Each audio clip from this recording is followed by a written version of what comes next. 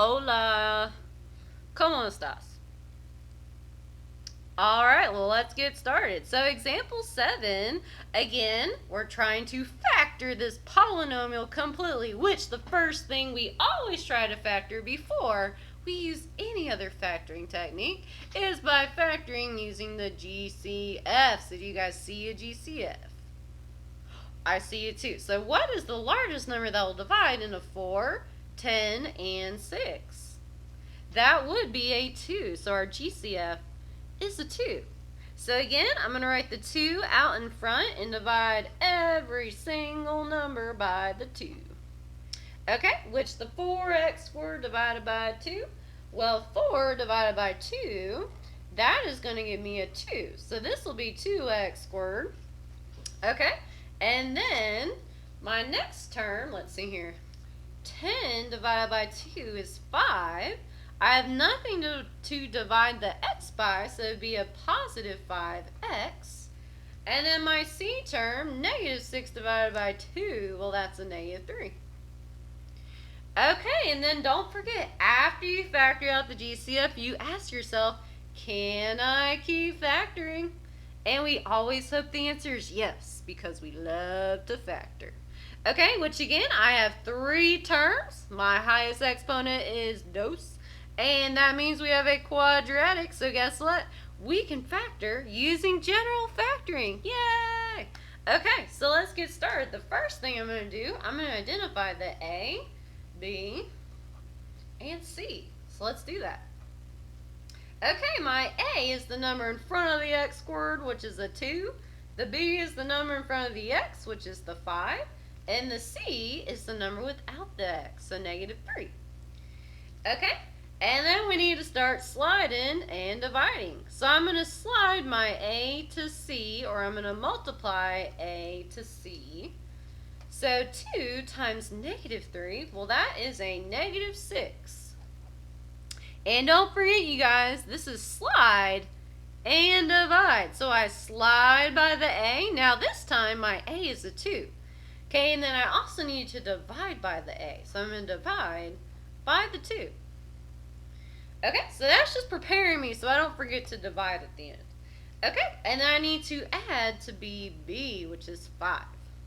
Okay, now don't forget, you guys, if you're multiplying to equal negative, what kinds of numbers do you multiply together to get a negative? Absolutely, one of them must be positive and one must be negative. So I need one number to be positive, one number to be negative, and they must multiply to be negative 6 and add to be 5. So let's think about some numbers that will multiply to be negative 6 and will add to be positive 5. Let's see here. 2 and 3 multiply to be 6. Let's see if I can combine them somehow to get 5. Well, positive 2 minus 3, that's negative 1. So yeah, that's not going to work. Man, and then if I do negative 2 plus 3, well, that's positive 1. So, oh man, that doesn't work. I'm so bad at this, you guys. You guys should just take over when I do this part. Okay, something else that multiplies to be 6, well, that would be 1 and 6. So, positive 1 minus 6 is negative 5. So close, but not quite. And then negative 1 plus 6, we found a winner. That would be a 5. So I'm going to make my 1 negative and my 6 positive. So 6 and negative 1. 6 times negative 1 is negative 6, and 6 minus 1 is 5. Yes, there we go.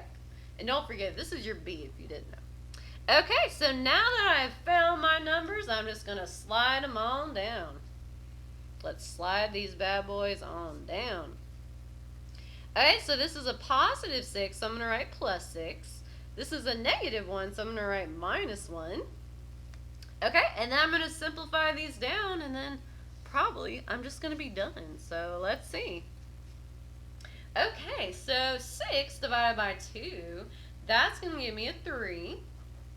And then x minus 1 half, well, that doesn't really simplify down, so I'm just going to write it as 1 half.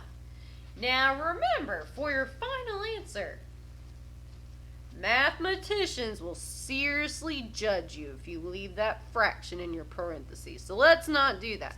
Okay, so I'm going to bring down the x plus 3. Where can I move my denominator in my fraction so I will no longer have a fraction in my factored form? Exactly, you guys. You're going to slide this bad boy into the front of the x. Okay, so when I write this, I'm going to put the 2 in front of the x. So it'd be 2x. And then I'm going to leave my numerator alone, so minus 1. And then, don't forget, what must you always include at the very front of your factored form? That would be your GCF. So I need to bring on down my GCF and write it at the front. And that would be it for that problem. Nice work, you guys.